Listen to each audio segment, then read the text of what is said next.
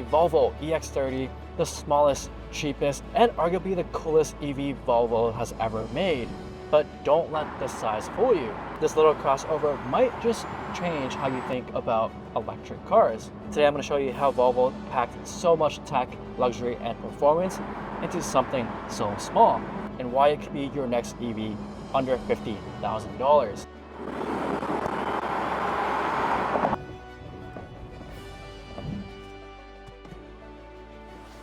This thing is so cute and small, I just want to grab his cheeks and squeeze it, but oh man, is it deceptive. Because for a starting price of just $46,000 US, it has 253 miles of range and a 0 to 60 time of just 3.4 seconds. That is faster than the Volkswagen Golf R. And it also has an interior premium enough to rival $100,000 SUVs. Let's dive into the Volvo EX30. Let's get started.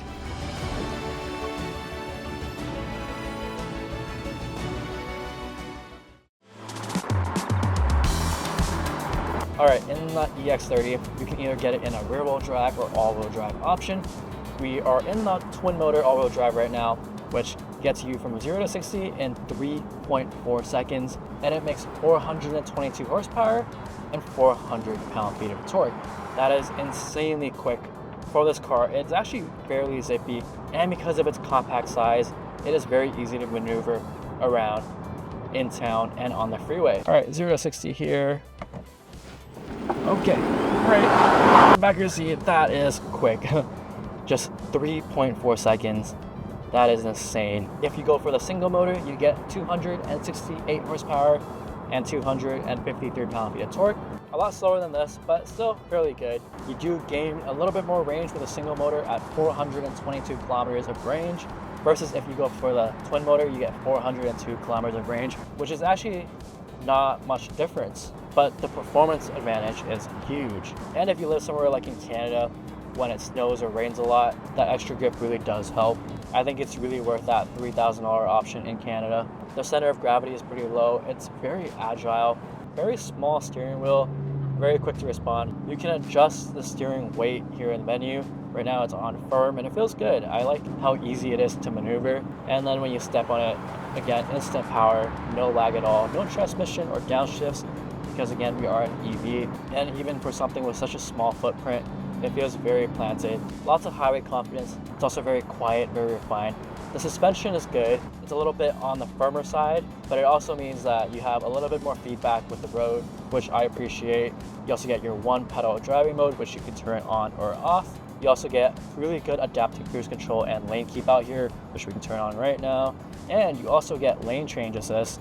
So when you're driving under 130 kilometers an hour, you can activate it by flicking the signal, and let's do that right now. We'll give it a shot. Yeah, not bad. You do get a 64 kilowatt hour battery, fairly small, 153 kilowatt charging speed. Not the fastest, but again, the battery is very small, so you can charge this thing up pretty quickly. You can get from 10 to 80% in just 26 and a half minutes on a DC fast charge, and it is compatible with the NCAS adapter, so you can also charge at Tesla superchargers. And surprisingly, for how small this vehicle is, you can also tow 2,000 pounds, which is not bad. It is silent in here. There's no fake engine noise or anything, but it's so comfy. It's so relaxing in here. It feels very peaceful driving this car. Give it a bit of a send. God damn, this thing is rapid. There is a little bit of wheel spin off the bat too if you have it in the performance all-wheel drive option here that you take, which prioritizes performance over range. You step on it, okay, just so much power on demand. It's so nimble, it's so agile.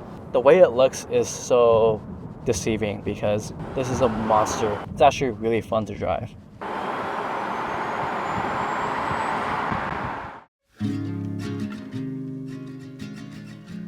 The Volvo EX30 might be the smallest SUV in Volvo's lineup, but its exterior design makes a big impression. It's clean, confident, and especially in this cloud blue paint, kind of adorable.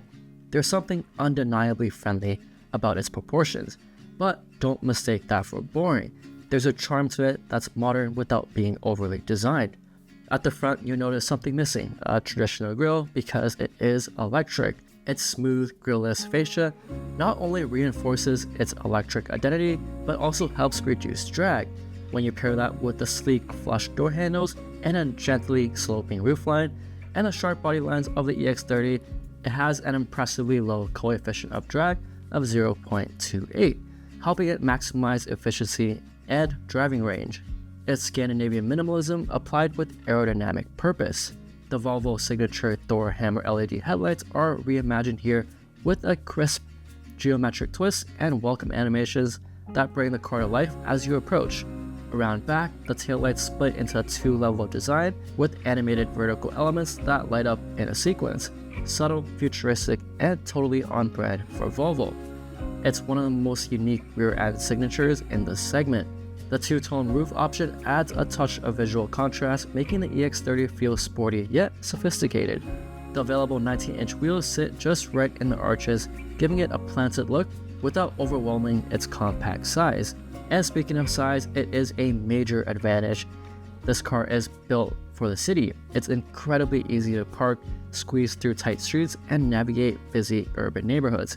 Whether it's a tight underground garage or a parallel parking spot in the busy downtown core, the EX30 fits where others won't, and it does it with style. In a world full of bloated crossovers, the Volvo EX30 stands out by being thoughtfully compact, confidently styled, and unmistakably forward-thinking. Scandinavian minimalism at its finest. It is very simple and modern here. There's not really much going on, but it feels very premium. Yet lots of color options. Right now we have the Breeze color, which is this light blue, and you get like a little bit of knitting inside. And then you also get the Swedish flag here as well. You also get really cool ambient lighting in here. You got different colors that you can choose from, and you can also get some cool music and sound effects with them. There's no on-off button to start the car or turn it off. You just get in and drive. And taking a page out of Tesla's book is this massive central display. It is a 12.3-inch screen. There's no cluster here. You get your digital speedo up top here and all the information you need. You do get Apple CarPlay and Android Auto, of course. You also get a 360 camera, and everything is controlled on the screen. With your 360 camera, you also get your self-parking assist on this Ultra trim. I do find myself glancing over to the speedo here a little bit, so if they put a heads-up display, that would be perfect. You also get a Harman Kardon soundbar up in the front. There are no speakers in the door at all, which means you get these massive door bins with plenty of space, and it also makes it lighter. You also can't tell that there's no speakers on the door because it sounds like a normal car. The soundbar does make a lot of sense. I don't know why they don't do this in every car. You also get the smart glove box, which you can open with the button on the screen. Also, everything in here is made out of sustainable materials, all recycled denim. The seats are also so comfy, and there's this cool seat control, which is just this one button. It actually makes a lot of sense. I don't know why all cars don't do this, because it is very simple and easy to use. Your mirror controls are also in the display here because there are no buttons on the door at all. All your window controls are here in the middle. And to control the mirrors, you're gonna have to go to the screen menu. There is a slight lag when you're moving the mirror, so it does get a little bit tedious sometimes, but you only need to set that once. There's also a little bit of lag with the volume button. It is a little bit laggy, but other than that, this UI is great. Very easy to use. You get this massive fixed panoramic sunroof, which goes further back than the second row. There is no sunshade though, but it is tinted and heat resistant. Everything feels very simple, very high quality, very premium in here.